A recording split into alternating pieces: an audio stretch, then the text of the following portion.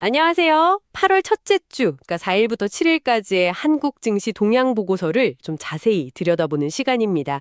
이번 주는 국내 소비자 물가 상승세가 좀 둔화됐다는 그런 반가운 소식도 있었는데요. 동시에 또 반도체나 자동차 같은 주요 산업들 있잖아요. 이걸 둘러싼 글로벌 이슈들이 꽤 복잡하게 얽히면서 시장이 좀 방향 잡기 어려워하는 그런 모습이었습니다. 저희가 받은 자료들 바탕으로 한번 핵심만 짚어보겠습니다. 네, 안녕하세요. 말씀하신 대로 정말 국내 요인이랑 글로벌 변수가 좀 복합적으로 작용한 한 주였습니다. 뭐랄까 집안 사정은 좀 나아진 것 같은데 바깥 날씨는 여전히 좀 예측 불가능한 그런 느낌이었죠. 보고서에 담긴 주요 데이터랑 뉴스들 보면서요. 시장 참여자들의 심리가 어떻게 움직였는지 한번 파헤쳐 보겠습니다. 네, 좋습니다. 그럼 먼저 시장 전체 그림부터 좀 볼까요? 코스피는 주중에 3,200선 좀 넘나들다가 주 후반에는 약간 밀려서 마감했죠. 8일 기준으로 보니까 한 3,220포인트 정도 되던데요. 네, 맞아요. 그리고 코스닥은 특히 기술주 중심으로 변동성이 꽤 컸다고요. 이 물가 둔화라는 좋은 소식이 있었는데 왜 시장은 이렇게 좀 명확한 방향을 못 보여준 걸까요? 네, 그게 핵심인데요. 국내 요인이랑 국외 요인이 서로 좀 다른 방향으로 힘을 가했기 때문입니다. 우선 7월 소비자 물가 상승률이 2.1%로 나왔어요. 이게 예상보다 좀 낮게 나오면서 금리 인하에 대한 기대감을 살짝 키웠죠. 이건 분명히 긍정적인 신호, 뭐랄까 순풍이었어요. 그렇죠. 금리 인하 기대감은 호재죠. 네. 근데 동시에 미국발 관세 문제라든가 아니면 글로벌 공급망 이슈, 또 반도체 관련 여러 뉴스들 같은 역풍도 만만치가 않았습니다. 특히 기술주들이 이런 외부 변수에 좀 민감하게 반응을 하잖아요. 그러면서 최근에 좀 올랐던 부분에 대해서 이익을 확정하려는 움직임, 그러니까 차익 실현 매물이 나온 겁니다. 차익 실현이요? 네. 그래서 국내 물가 안정 기대감이라는 힘하고 글로벌 불확실성이라는 힘이 좀 팽팽하게 맞섰다. 이렇게 볼 수 있겠습니다. 그렇군요. 국내와 국외 요인이 서로 상쇄된 거네요. 그럼 개별 업종으로 좀 들어가 보죠. 반도체, 역시 중요하죠. 삼성전자랑 SK하이닉스도 주중에 AI 수요 기대감 같은 좋은 소식으로 잠깐 올랐다가 다시 좀 주춤했다면서요. 이것도 같은 맥락으로 봐야 할까요? 네, 정확합니다.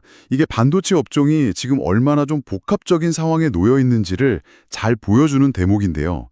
그 AI 붐에 대한 기대감이라던가 아니면 대형 고객사를 확보했다. 이런 뉴스는 분명 주가를 끌어올리는 요인이 되죠.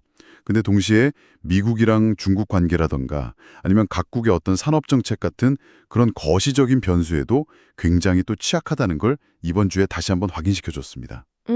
그렇군요. 네. 그래서 자료에서도 보면 이익 전망이나 아니면 공급 차질 가능성 이런 거에 따라서 주가 변동성이 얼마든지 커질 수 있다. 이 점을 좀 지적하고 있어요. 네.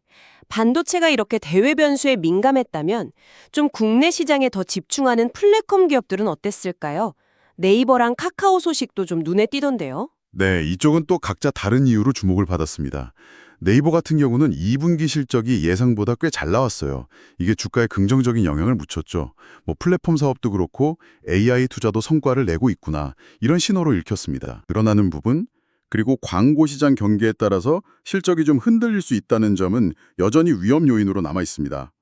그래서 앞으로 광고 매출이 얼마나 늘지, 그리고 AI 서비스가 실제로 언제쯤 돈을 벌기 시작할지 그 속도가 중요해 보입니다. 네, 그 수익화 시점이 관건이겠네요.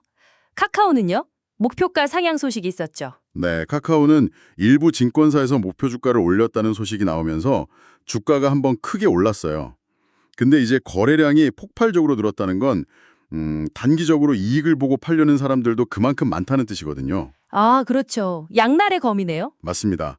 그리고 플랫폼 규제 이슈라든지 아니면 신사업이 잘 진행될지에 대한 리스크도 여전히 존재하고요. 자동차 쪽도 한번 보죠. 현대차가 GM이랑 전기 상용차 부분에서 협력한다는 발표가 있었잖아요. 이건 꽤 큰 뉴스 같은데 시장 반응은 어땠나요? 네, 단기적으로는 분명히 호재로 작용했습니다. 주가에도 긍정적인 영향을 미쳤고요. 하지만 이 보고서에서는 좀 더 긴 호흡으로 봐야 한다 이렇게 지적을 하는데요. 이런 어떤 단발성 협력 뉴스보다는 장기적으로 봤을 때 비용을 얼마나 효율화하고 또 생산성을 높이고 특히 이제 중요한 미국 시장에서 현지 생산 전략을 성공시킬 수 있느냐 이게 현대차의 진짜 가치를 결정할 거라는 거죠. 구조적인 부분이 더 중요하다는 거군요. 네, 맞습니다. 더 큰 그림에서 보면 결국에는 구조적인 변화에 얼마나 잘 대응하느냐, 이게 핵심이라는 이야기입니다. 알겠습니다. 그럼 이번 주 시장을 움직였던 핵심 요인들을 한번 정리해 볼까요? 데이터 측면에서는 물가 안정 기대감이 있었고, 뉴스 쪽에서는 개별 기업들의 실적이나 재료 소식 같은 것들, 그리고 투자 심리 면에서는 여전한 대외 불확실성 때문에 좀 조심스러워했다. 이렇게 요약할 수 있을까요? 네, 아주 정확한 요약입니다.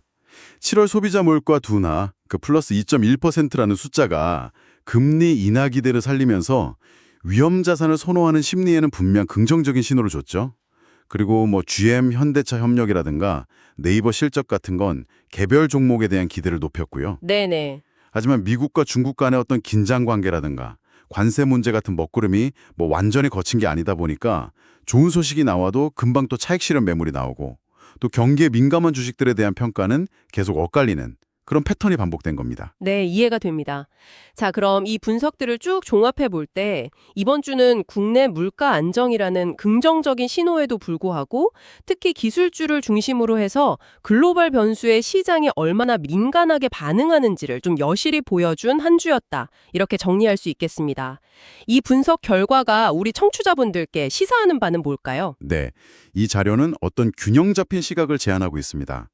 단기적으로는 물가 둔화를 고려해서 좀 방어적인 접근, 예를 들면 비교적 안정적인 배당주 같은 곳에 관심을 두는 거죠.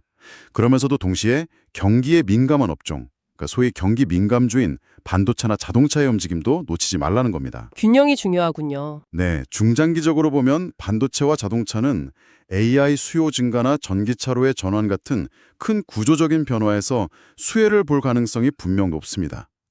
하지만 현재 주가가 적정한 수준인지, 즉 밸류에이션 문제, 그리고 공급이 언제쯤 원활해질지, 또 정책적인 위험은 없는지 이런 것들을 반드시 꼼꼼하게 따져봐야 한다고 조언하고요.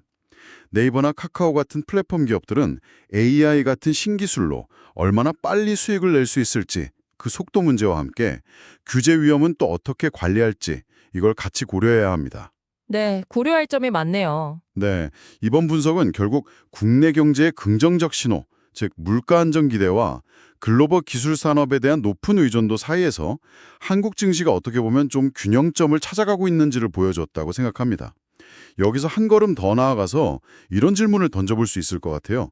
만약 앞으로 글로벌 AI 칩 수요가 정말 폭발적으로 늘어나거나 혹은 반대로 국내 금리 정책 방향이 지금 예상과는 크게 달라지는 식으로 이 균형을 이루는 하나의 축에만 큰 변화가 생긴다면 이번 주 데이터 너머의 한국 증시 방향성은 과연 어떻게 재편될 수 있을까? 이 점을 한번 고민해 보시면 좋겠습니다.